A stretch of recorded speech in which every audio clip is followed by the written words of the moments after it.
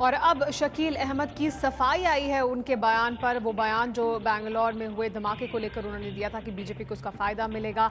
अब शकील अहमद का ये कहना है कि अगर किसी के घर पर हमला होता है तो फिर उसे सहानुभूति मिलती है।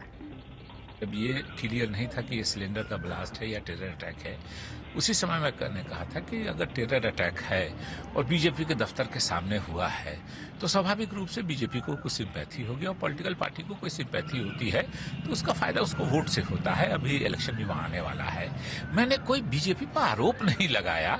मैंने एक जो फैक्चुअल बात है कि आप हमारे मित्र हैं, अगर आपके घर के पास, आपके घर के नजदीक ब्लास्ट होता है तो स्वाभाविक बात है आपसे थोड़ी सिंपैथी होगी लोगों को। इसलिए मैं राजनीति में हूं, 28 सालों से मैं एक्टिव राजनीति में हूं, इसलिए मैं कोई ऐसी गैर जिम्मेदाराना बात नहीं कहूंगा जो हमारी पार्टी के लाइन के खिलाफ हो, जो राजनीति के सिद्धांतों के खिलाफ हो। ऐसा ये बात सही है कि ये ब्लास्ट अगर बीजेपी के, और उनके मिनिस्टर ने कहा है, होम मिनिस्टर ने, कि ये बीजेपी के पार्टी के दफ्तर के नजदीक हुआ, ये बीजेपी के नेताओं को खत्म करने का प्रयास था।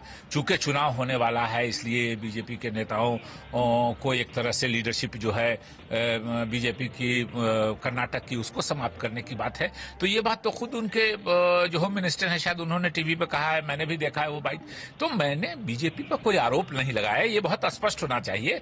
मैंने ये कहा है कि इस ब्लास्ट से अगर ये टेरर का ये है, वो चुनाव आने वाला है तो, और बीजेपी के दफ्तर के पास हुआ है तो उसका सिंपैथी बीजेपी से होगी, और सिंपैथी होगी तो वोटों का फायदा भी होगा। लेकिन आप अपने